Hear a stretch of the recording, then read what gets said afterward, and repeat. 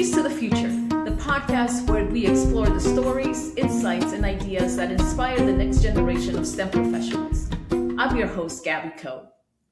Today's episode is for anyone who's ever wondered how data, technology, and leadership come together to create real world impact. Let's get started.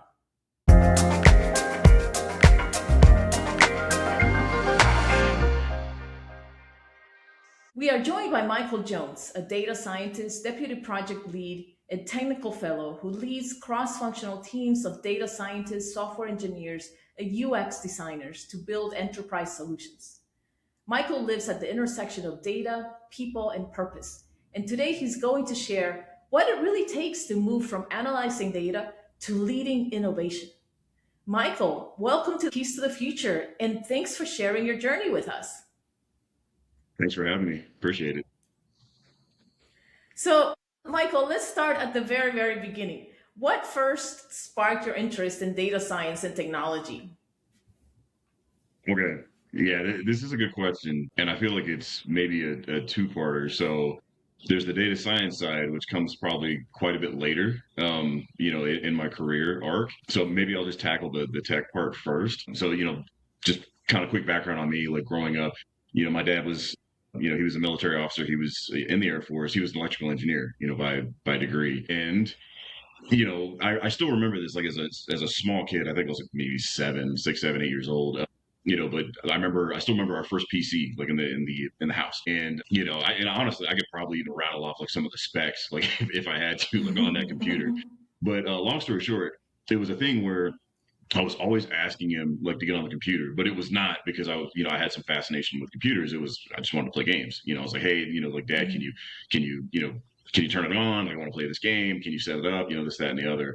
And he did it for a while. And then eventually what happened was I went down to the den and there was this book, like just like sitting in front of the computer.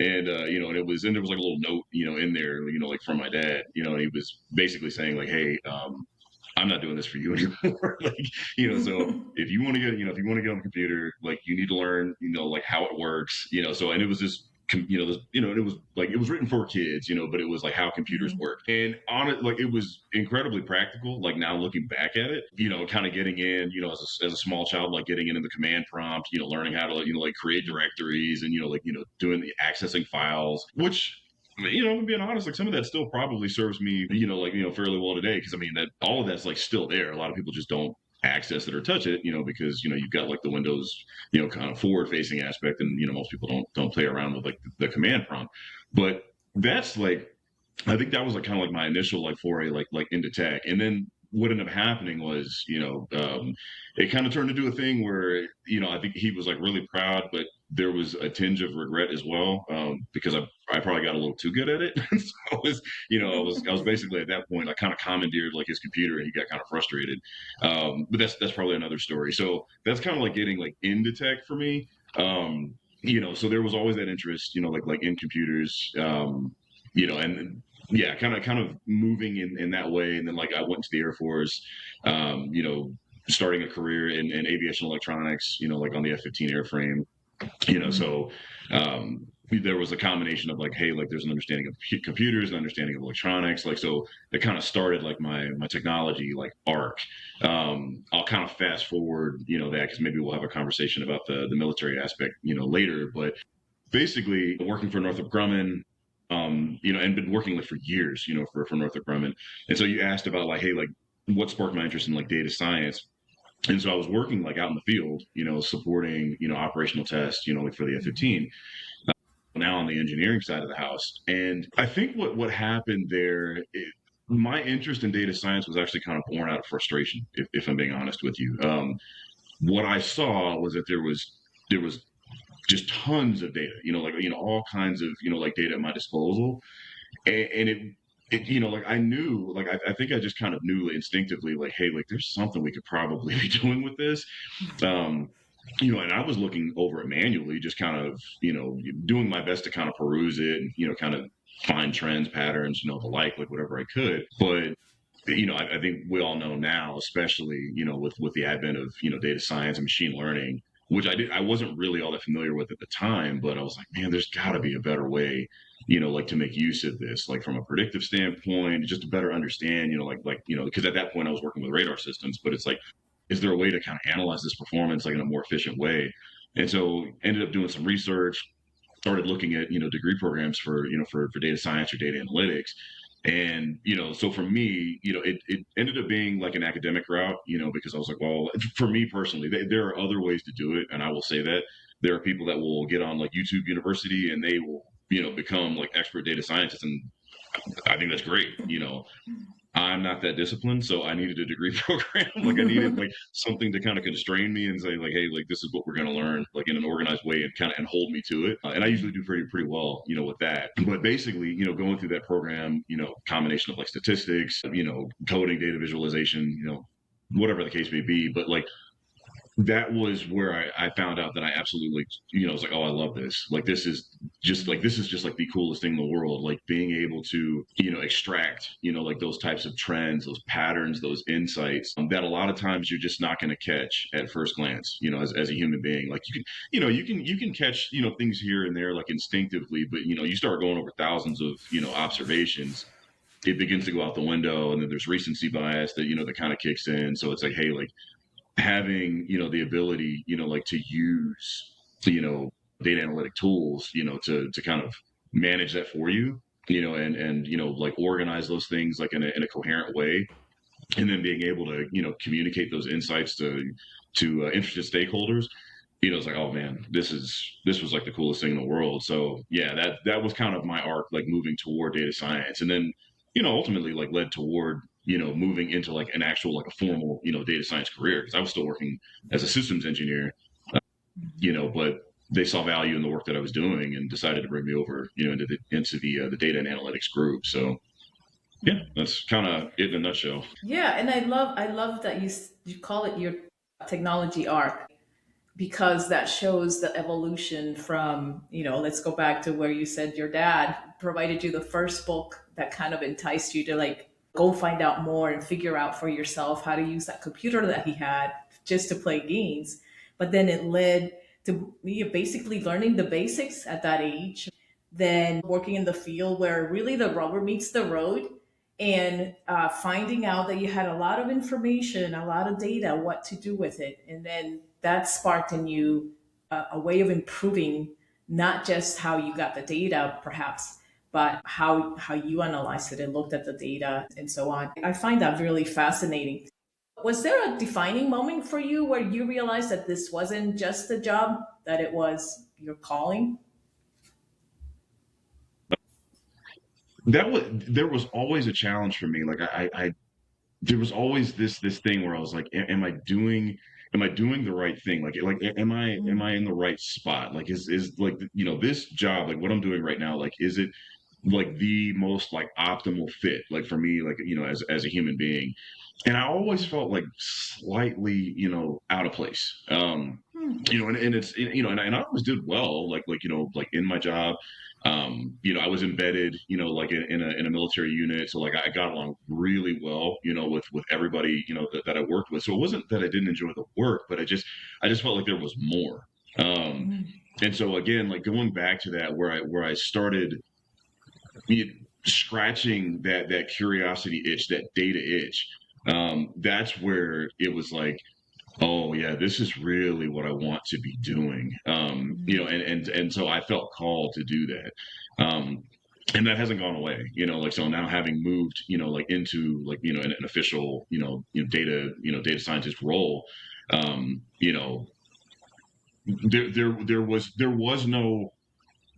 no thought afterward where it was like, oh, like, oh, this isn't what I thought it was going to be, or because I think sometimes people do run into that where it's like you kind of romanticize, you have these rose-colored lenses about what you think your career is going to look like. And I think that's like that's kind of a natural thing, but moving from my world, which was like field engineering slash systems engineering, and then moving like to data science, there was no realization that like, oh yeah, this isn't exactly what I thought, maybe I should try something else. It's like, no, this is exactly this is exactly like what I was hoping it would be. It doesn't mean that I don't want to pull my hair out at times, like it's not that, but that's kind of how I knew, like, yeah, this is kind of, this is my calling. This is, really what I want to be doing. And I'm super thankful, that I get to do what I do on a daily basis. That's awesome. And I think sometimes, right, we may take some paths that take us down to something that we're like not enjoying as much. But then curiosity led us there, and we have to at least give it a try, I think, and then continue to pursue what you think, makes you more curious or encourages you to learn more about a particular topic or subject matter and deep dive. So, looking back, what's one early career challenge that really shaped the leader that you are today? Really good question. So okay, yeah. So what I'll do here, I'll try and kind of frame it as a dichotomy between like being in the military and then moving, on and working like as an engineer in Mhm. like private industry. Um, this is what I'll say. So I remember, being in the Air Force, like, I'm thinking like through the lens of like performance reviews, standards, like, those sorts of things. It was harmonized, it was uniform, like across the board. Like everyone had the same standards that they had to meet, right? Mhm. You had the, the same general, categories, and you either met those standards, exceeded them or highly exceeded. I don't even remember what the, like what Yeah. the criteria is now. And it may, it's probably changed by this point, but the point is, you generally knew where you stood. Everybody was working against like those same standards. And then you were evaluated at the end of the year. One of the most terrifying things to me, like when I started with Northrop, and I remember having this conversation, but they were like, okay, yeah, well, hey, like, craft some goals and then we'll talk about it. And I'm like, wait, what do you mean craft some goals? Like what do you mean? Like, what are the standards? And they were like, well, what are your goals? And I was terrified because it's almost like a, I don't even know exactly how to word this, and I want to be careful because I mean, like the military is great, it provides structure, and a framework for you. But I did feel a little bit like, like an animal that was in captivity, and then like the gate was open, and they're like, yeah, go, go, and I'm like, no, like, like, no, I like my captivity, I like this, like, what are my defined standards, like, like what are the parameters in which I must operate? And they were like, yeah, no, it doesn't quite work like that. So to me, like that was, it was scary. I ended up having like a lot of good conversations, like so technical leaders, maybe some functional, management, and they were just trying to explain, like, hey, listen, like this is actually a good thing. Like it's not a bad thing. Like, what do you want to do? And I was like, well, I'd never really thought about what I want to do. I'd always thought about what I must do because these are the standards. And so like what ended up happening was like over time it did become like a very liberating thing, because it's like, Mhm. wow, okay, like I can take some time to think about like how do I want to technically develop? Like it required some inventory, like some personal inventory. It's like, hey, like where Mhm. am I deficient? Like where am I, where are areas where I think that, I can improve, I need to improve, especially like like which direction do I want to move? Like in my career. Because it's not like this, concrete lane that that you have to stay in. So I guess I'm saying all this to say that like looking at that as like reframing from like a constraint to like an opportunity or like a threat, like to an Mhm. opportunity, that really helped me. Like as I've kind of moved along in my career, because even now, I mean, I'm much further along, and I've been with Northrop for a while, but it helped me to stop seeing things as threats, like and seeing them as growing growth opportunities, stretch opportunities. That's like a phrase that we hear a lot, but it's true. Like it's like these aren't just catchphrases. It's like, no, like these are real things, like they matter, and they are there to stretch your capacity, to stretch your Mhm. capability, and yeah, just a great opportunity to move along in your career. So that has definitely helped me, as I've moved, because it's like, hey, like moving into new roles. Not to say that you don't get jitters, and that not a little bit nervous about moving into a new role, but just seeing it in a different light, where, hey, like this Mhm. is actually an opportunity. I think it just helps. I think it helps you like personally, and professionally, with that reframing. So I totally agree, and I love that the way that you kind of described it too. I also have a military background, and we were used to, like you said, is this is the standard, and you got to get these skills. But then when you get to the commercial industry, then you're given this kind of like carte blanche, like go in, what are your goals? I love that you said liberating, because it gave you an opportunity, by being less structured, it gave you an opportunity to really think about your own personal goals and your own career goals and where you saw yourself down the road. And then you also mentioned new roles, even how you tackle new roles. When you get a new role, it's an opportunity to shape it the way that you want to do that role, or that you foresee yourself doing that role. I really love that feedback. Less structure gives you a little bit more opportunity to think outside the box sometimes. Like, well, not even sometimes, like all the time, about your Yeah. own, your own needs and goals. We hear about, think outside of the box when we solution challenges for our customers, but we also need to think outside the box when we are thinking about our own goals and where we see ourselves. So I really like that. But in your opinion, what separates a good data scientist from a great one? Something tells me this is probably going to come up again, like in the conversation today, because it's probably going to be relevant, in different areas. But so, you think about like the traditional data science skill sets, right? Your ability to code, your ability to analyze data. So, using statistical analysis, Mm-hmm. machine learning, the ability to create data pipelines, to visualize. And like, I'm not going to say like that's like it's table stakes. I mean, because, I think people kind of have different, niches, things that they might be particularly skilled in. But to me, this is just me. All of it at the end of the day, it doesn't mean a whole lot like if you don't understand your customer. If you cannot clearly articulate a business problem or a business case, or ask meaningful questions like to extract that out of a stakeholder, um, then those skills aren't, they really only get you so far. I would even argue that you put yourself at risk of answering the wrong question. So it's like the famous acronym GIGO, garbage in, garbage out. I mean, you can have all the tools in the world, but if you aren't answering the question that's actually being asked, people are going to be upset. They're going to be dissatisfied with whatever you output. So to me, that is probably the most like fundamental skill, and it's what would set somebody apart from being good to. So yeah, that's just kind of my thought. I'm sure you could ask 100 different people and you'd get 100 different answers, but just my take. Yeah, no, and I agree, because I think, I mean, the way that you put it, right? You kind of said hard skills versus what we call soft skills, right? Where you have the hard skills, or the basics, the table stakes that you said, how to build data pipelines, visualizations, etc. But if you don't know how to communicate a potential resolution for your customer, like you said, that's all about communication and deep listening to their problems or their challenges. That you also said, that understand your customer. That's deep listening in my book, I think. Communicate, being able to answer the question. And so that's where your hard skills and communication skills become so intertwined, that your hard skills and the basics of be able to answer the question in a way that the customer would understand and make sense of what you're saying, and agree to what you're proposing as well. But what would you say it's one misconception people may have about data science that you'd love to debunk?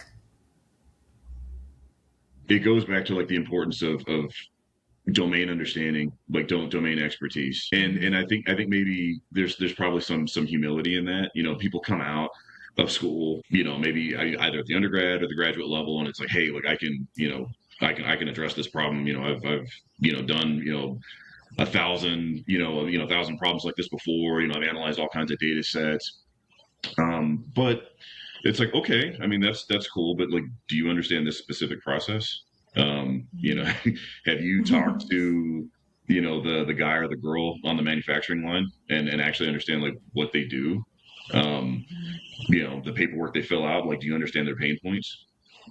These are legitimate questions. And if you really don't know like their struggles, their pain, even on up like to the management level, I don't know, procedures that they have to go through, understanding like every little, quirk, every, every idiosyncrasy, like, just down the line, like it's like, hey, like, do you really understand this process? That to me is like that's one of those things where there's this misconception of like, hey, like it's just algorithms and statistics Mm, and programming tools, and it's like no, like mm, no, like, that's not there's there are meetings, and not meetings for the sake of meetings, but like meetings like to better understand what your customer's issue actually is. And like you said, like you use the term like soft skills, like the ability to listen, and take in mm, information, to be humble and understand that you are not the subject matter expert coming in telling them what their solution is going to be.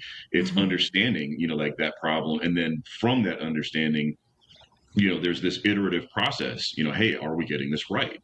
So that's what I would say. Like, there's maybe like a misconception there. Well, and then I guess moving from that, like, there's also this thing of like, oh, like I'm just going to be, I'm going to be, on my computer. I'm going to be, just running experiments, and I just get to be with my numbers. Yeah, no, probably not so much. Like, you're going to need to, at some level, you're going to be, you're going to need to be able to engage people, whether it's customers, depending on like what your level Mhm. is, but at least at a minimum, like your teammates, Right. the people that you're working with, how are you collaborating with them? So it's a little more people oriented than I think most people might initially think. So that would be my answer. And it really boils down to, I mean, I think every profession, every job that you have, every assignment, it really boils down to the people that you're working with. I mean, at the end of the day, the people that you're working with together collaboratively will find or define a solution for whatever issue that customer is having that you need to address, right? And if you can't, going back to the soft skills, if you can't relate to your own teammates or communicate to your teammates how to go about, or your own idea, how to go about solving the problem or your input to that problem, then it's gonna, I think, in my thinking, it's gonna set you back because you're not really getting the big picture of what you're impacting upstream or downstream from you. So I love it. I really love all of that input. But you lead cross functional teams, data scientists, engineers, and designers, and so on. What's the biggest challenge in bringing all those perspectives together? We're talking about soft skills too, but there's different personalities and everything, right? So what's the biggest challenge that you faced? Okay, this is a good one. What would I say? Like, looking at different perspectives. Okay, this is the way that I'll frame it. I think for me, it is about leaving my bias at the door. I think for me, that's kind of a big thing. It's just understanding that, hey, like, everybody's coming at this from a different angle, and no angle is wrong. I mean, we're looking at the exact same thing. We're just looking at it from a different vantage point. So yeah, I think that aspect is really important. And the reason I bring it up, because my predecessor, the project lead before me, he was a software engineer, by trade. So the way that he approached problems is probably a little bit different, than the way that I do, and it kind of makes sense. I mean, one, we're just different people, but two, like, we also have, like, different backgrounds. So, like, and the way that we're trained to kind of look at problems. So I think that, yeah, just being willing to take the data science hat off, and to try and think things through as holistically as possible. You're speaking my language. I mean, you said leaving bias at the door. You also said holistic view, right? And we each have our own lens to look, our own disciplines, right? Look at the problem or the challenge that we're trying to solve from our own discipline lens. And by getting all that cross functional thinking, right, is what really sets a team apart. And I'm going to probably paraphrase, but allow the space for the perspectives of others is basically what you have said in your response. And that contributes to allowing that diversity of thought, and allowing everyone to contribute. So what advice would you give someone who aspires to become a technical leader in the data science field? Yeah, another great question. This Okay, so I think the way that I would come at this is maybe focusing. I mean, because it's a two-word phrase, but I would say focusing less on the technical and maybe a little bit more on the leader. Um, Mm. And the reason I say that is because there's some understanding that that most people, like, if you're moving into that role, you probably have a technical background, um, but that may not be the reason you're necessarily there. You're there to steer, and to guide, and to Hmm.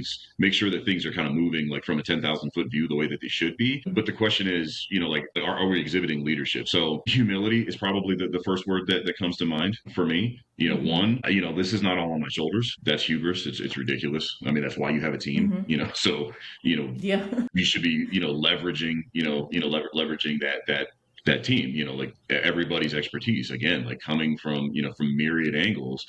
You need to be able to lean on those people, and rely on them. Servant, I'm sure most have kind of heard of that term, like servant leadership. You're Yeah. there to to serve, like, hey, like, what are your blockers? Hey, like, what's are you okay? Everything going well? Are there any issues that you need to like, that you need me to help you resolve? Do I need to get a hold of anybody? Like, those sorts of things. Like, it's usually going to be a lot less about, like, hey, I can solve this problem for you. That's not really, that's, I mean, maybe that Yeah. comes up, although it hasn't really, like, on the the team that I lead. Like, they're pretty capable, and I guess maybe that kind of leads me, like, to the next, like, to the next word, which is trust. There's like a Yeah. level of Hmm. trust.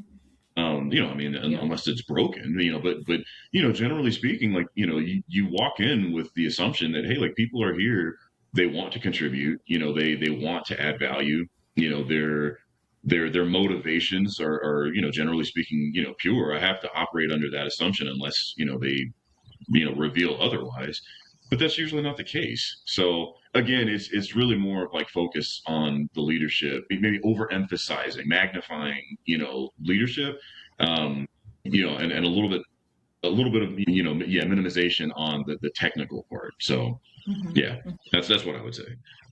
Yeah, because I mean, I think, some people may think as a leader, you have to have all the answers, right? But that's so far from the truth because that's why you have a team, like you mentioned. And people are genuinely want to contribute and to be part of the solution. And you have to gain their trust and allow for that space. You, as a leader, gain so much from allowing that space for the team to contribute their own input and their own ideas and so on. So, when you look back, what's one skill that made the biggest difference in leveling up your career, even more than technical ability? This is something that I try to talk to, especially like juniors about, because it served me pretty well. I didn't learn it until a little bit later on in my career. I Hmm. like, in its base form, I would say, you could probably sum it up by saying curiosity, but Hmm. it's maybe a little bit more than that.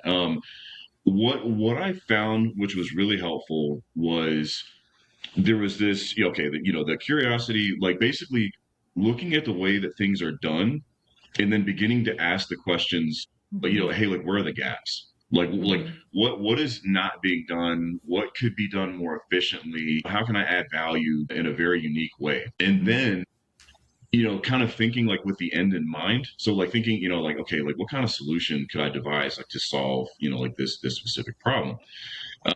And the reason I say, like, think with the end in mind, because to me, and this is just the way that I think, maybe some people are a little bit different, but, like, if I think with the solution, like the device solution, like that end state, like, in mind, I can almost, like, reverse engineer it. Even if I don't have the technical Hmm. know-how, I can begin to ask the questions of, like, okay, like, well, what do I need to do, like, to instantiate this? Like, what do I need to do, like, to make said device solution a reality? And so maybe it's me learning on my own. Maybe it's me partnering, with somebody, like, and say, hey, like, maybe I can learn from this person because I know they have this skill set. And actually, what, I'll give you an example. What I did, this was when I was still working, like in field engineering, but I had this thought, like, I had a couple of different thoughts, but one of them was, like, improving, like, data pipelines, like, Hmm. for guys in the field, because that's a big thing. That it's one of the cool things, the great things about being in the field is that you're on your own. You're autonomous, and you have to kind of come up with solutions on your own. Like, the flip side, like, the ugly underbelly of that exact same scenario is that you're on your own, and then you have to come up with solutions on your own. So it's there's that duality there where it's like it's great, but at the same time it's like, oh, it's like, this is challenging.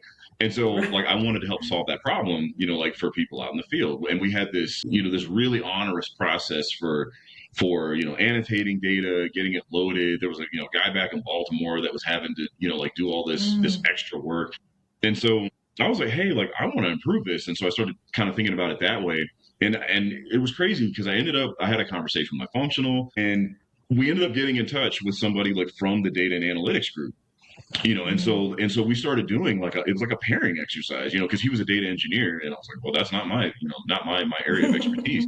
But I started working with him, and then like we got everything set up, and like we drastically reduced like the amount of time that it took. Right. One, I mean, like just connecting to the data source, all of it, like that was like rapidly expedited, but Mhm, also the work that the systems engineer on the back end was doing, for like procedural type stuff.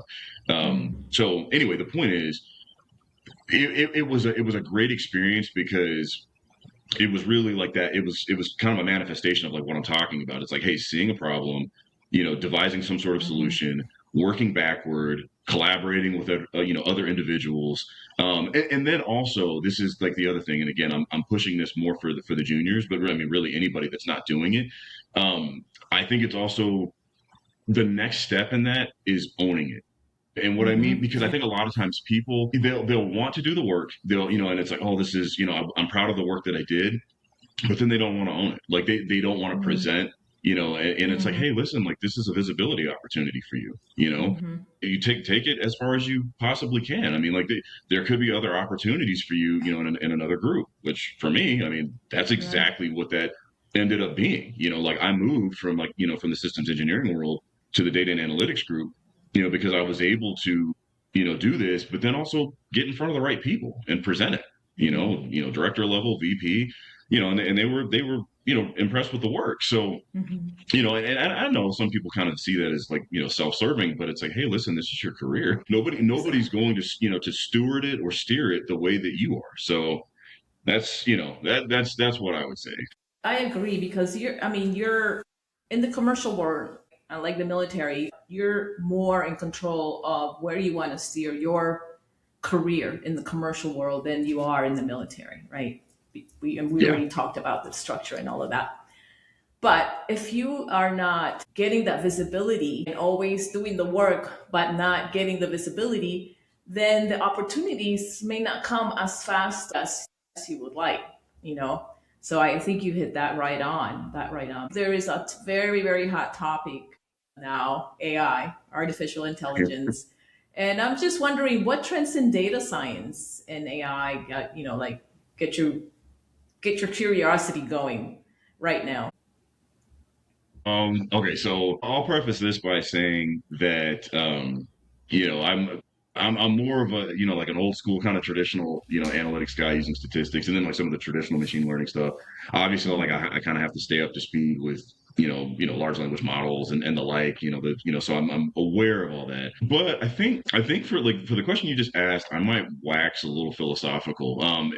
The reason why is because I think it's important, especially for the the young ones, the younger ones that are kind of coming up. What I'm looking at really is just like kind of like the effect, the downstream effects that the AI is Mm-hmm. having, on Mm-hmm. individuals. Because it seems to be it's really interesting. I mean, like because there are certain fields that are really feeling it. You know what I mean? Like like Yeah. employment levels have dropped. I mean, you think about like the one I see a lot is for like computer science. Like students coming out where it's like, hey, like this has become problematic because people are saying, well, hey, like I can use AI, to and Mm-hmm. basically forego the college student coming out, but it's not just that. I mean, like the effects are so like the implications are so far reaching. I mean, I've even seen that where like the trades are certain trades are even seeing like an uptick in their employment because of like data farms, where it's like, hey, like you need Mm-hmm. electricians, HVAC people, Mm-hmm. where it's like, and they're it's like they're Right. being paid a premium,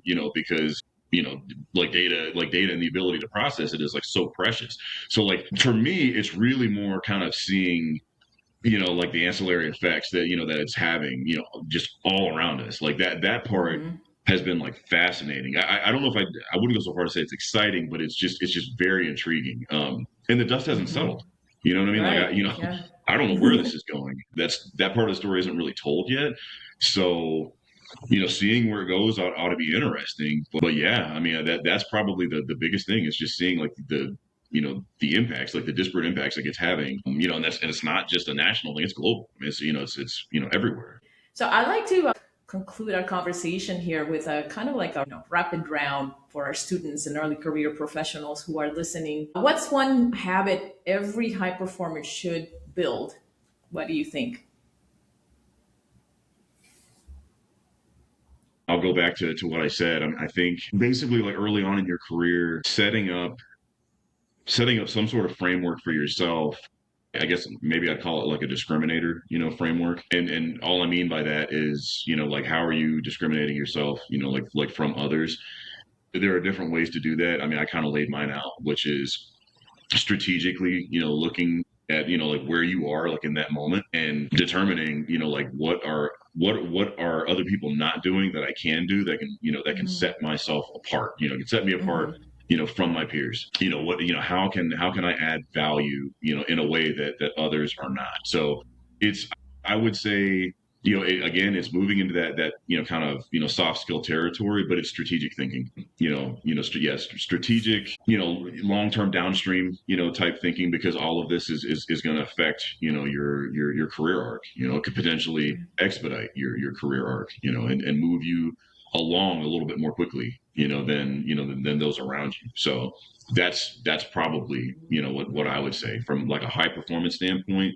There are people that can do great technical work, but if you can't see further than 2 feet in front of your face, like from a career Hmm. standpoint, that it could stifle you. So you definitely want to think strategically.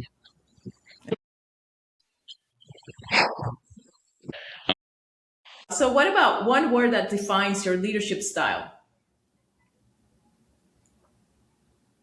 One word that defines my leadership style, influence, I think.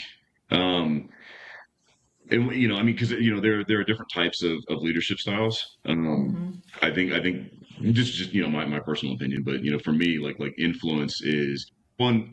It leans more toward my personal disposition, but like influence is important. Like having influence, having say, in somebody else's thought process, decision making, etc. But you don't have that because they're forced to listen to you. They have that, like you have that because they respect what you have to Hmm. say. And that's probably built on layers and layers of listening, rapport, understanding that hey, like I actually value you as not just as an engineer or a data scientist or a UX UI person, but as a person. That I care. So I think all of those things kind of culminate into like some level of influence. And not in a Weasley manipulative kind of way, but like hey, like Hmm. this person actually cares for me like as an individual, and wants me to do well and respects me as a just kind of like whole person concept. So that's probably the word I would use, influence, kind of my leadership style. Thank you so much for joining us today, Michael. Absolutely, it was a pleasure. Thanks for having me. Your journey and insights are a reminder that data isn't just about numbers, it's about people, purpose, and possibility. To everyone listening, I hope you are inspired by Michael's journey. I certainly am. Share it with someone who's building their future in STEM. And remember, the future isn't something you wait for, it's something you create. Until next time, keep learning, keep growing, and continue unlocking your keys to the future. Thanks to my guest, Michael Jones. Thanks to Roger Cole for quality reviews. And thanks to Joe always.